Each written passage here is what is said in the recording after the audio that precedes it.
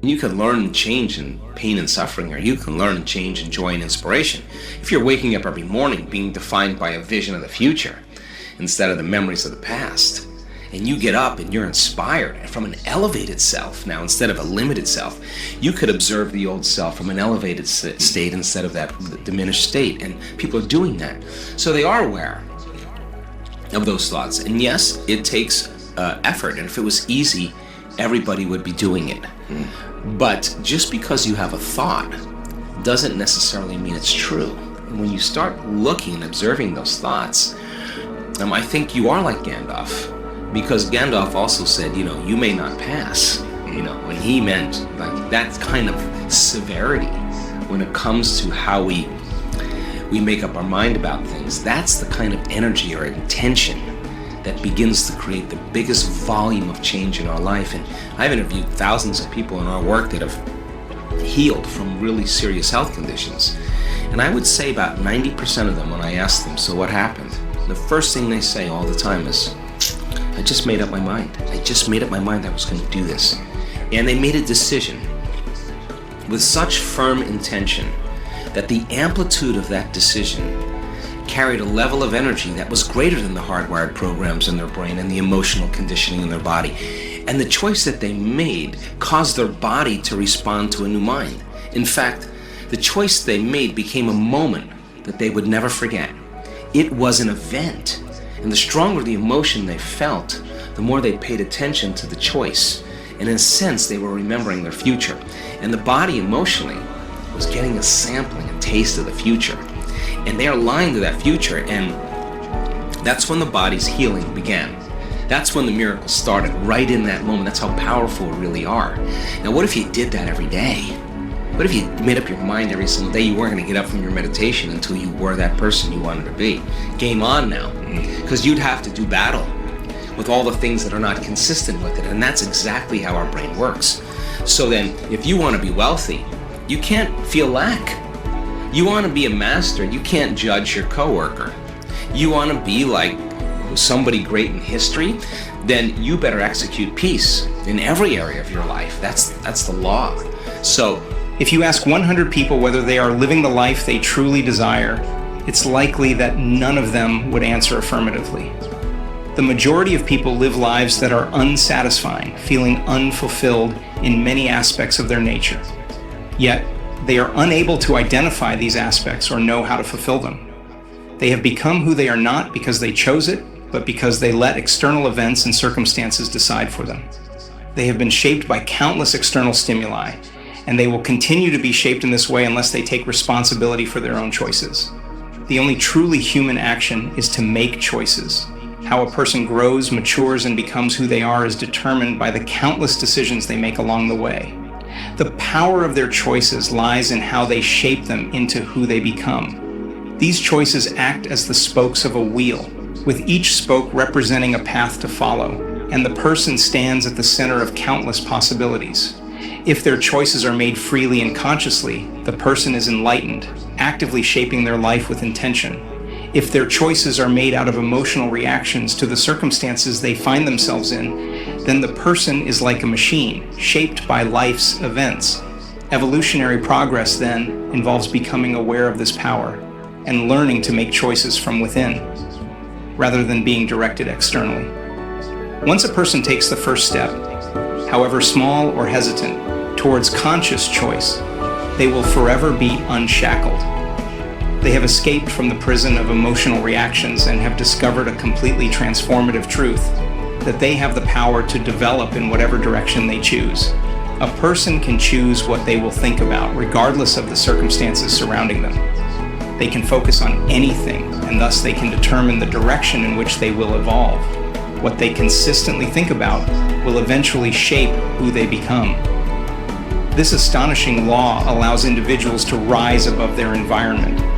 A saint may emerge from the slums, a rich person may come from poverty, an enlightened mind may break free from ignorance, and a leader of a nation may arise from a humble cabin. The history of humanity is a testament to overcoming obstacles and breaking free from limiting circumstances. Those who refuse to accept the limitations of their environment are driven by the images they form in their minds, leading to desire. When someone desires something and visualizes it, that visualization leads to action, which will eventually manifest their desire. This is how our thoughts create our realities. Most people do not realize that their lives are shaped by the thoughts they hold. They tend to feel that circumstances are beyond their control, and power is something gained through knowledge of their physical surroundings. A person's ability to influence their environment based on how they feel has largely been forgotten in the Western world. Western education teaches us to think analytically, understanding the big picture by examining the parts, while Eastern societies focus on grasping the fundamental sense of something through intuition. Eastern athletes, for example, work at their event by feeling, trying to capture the sensation of the whole movement, while Western athletes are more likely to break the event into small actions, like bending a leg here, bending an arm there, rotating a hip here, a shoulder there. As a result, they tend to lose the overall feeling, and only through repetition and constant practice can the correct action gradually become ingrained in their subconscious. It's much harder to teach someone to dance by drawing the proper steps on the floor, but a person who moves instinctively to the rhythm almost doesn't need to be taught. This is why Eastern musicians only use a simple symbol on their music sheets to remind them of the melody, relying on instinct. Western musicians, on the other hand, tend to break down the melody and harmony into a more complex structure, often missing the holistic feel of the music. This is not to apologize for Western education, which has produced many inspired thinkers and instinctive athletes. It simply illustrates that linear thinking, while effective in scientific research, is not the only or even the best way for an individual to cope with their environment. Our daily experiences are so rich that we can never hope to understand them by trying to break them into parts. We must rely on our perception based on an intuitive understanding of each thing. Often it's said that the banking industry is a cold business, purely logical and driven by reason. However, one of the leading bank directors in the Southwest recently excited an audience when he shared how his bank processes loan applications. After the paperwork is done, a financial statement has been proven, revenues and expenses have been verified, accounts receivable have been assessed, and the candidate's professional background is considered. The question always asked by the president is, how do you feel about this? If the employee feels good about the report, the loan is granted. If the employee has mixed feelings, the loan will be reconsidered. If there are negative feelings, the loan is denied. In this financial institution, final decisions are made based on intuition rather than the logical power of the mind.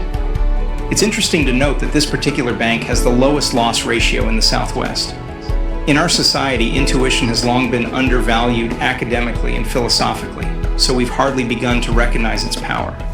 Yet when we do, its potential is vast, even beyond that of complex disciplines like mathematics, theology, and metaphysics. Once we learn to use our power of choice to resolve the details with the intelligence manifest in our conscious minds, we'll reach an entirely effective state spiritually. The power of choice is closely linked to the power of perception. Everything that affects us does so depending on how we perceive it. And clearly, we cannot make decisions about what we cannot see. We only see the possibilities that our limited consciousness can perceive, and the wider our consciousness becomes, the more possibilities we'll see and the more choices we'll have. For the higher power, all possibilities are reality. The secret ego participates in creating endless diversity from the essential unity of itself. And this is its delight, its enigmatic game. For humans, caught in this continuous change, the most important thing is to keep growing, to expand the field of choice throughout life. The task of nature is for the individual to know there is more than one way to approach life. We often choose paths based on limited perceptions of what's possible. The deeper we understand our environment, the more possibilities we'll perceive, and the more we'll expand our horizons. The human soul is an open gateway to the world, a direct connection to the universal presence. Choice is the act of realizing our inner nature. It is through choice that we experience spiritual and mental growth, and it is through choice that we realize our wisdom and character. A person capable of transcending the limitations of the world can break free from worldly desires, akin to a statue in the arena of life. The individual becomes free through the act of choosing the direction in which they want to develop. But choice always involves sacrifice, because you cannot choose to support one thing without opposing something else. Nothing is gained or achieved without letting go of something else. It is this law of sacrifice that enables all things to live, grow, evolve, and desire. Understanding and accepting sacrifice alleviates much pain because when we truly understand that we can only achieve one thing by giving up another, we can hold on to everything lightly, ready to let it go at any time. It is not truly ours. It is a universal idea shared by all. Pain and growth often come as we are stretched and tested. Life seems to bend us cruelly at times, creating stress we can hardly bear, pulling us into conflicts that challenge our ability to cope. Yet we remain ourselves only because we long to become greater. The obstacles and pain we face are merely the result of our efforts to break free from the shell of our ego and to develop beyond it, towards greater efficiency and understanding. As Khalil Gibran wrote, the archer sees the mark on the path of the infinite and uses his strength to bend the bow so that his arrows can fly swiftly and far. The purpose of things does not unfold naturally to the finite human mind. It is only available in part to our intuition, and only when we understand that the goals and methods of life lie in the hands of a greater force. Our true inclination is to understand our relationship with this force, to develop faith and trust in it, and to recognize that nothing is in our hands except the direction we choose to go.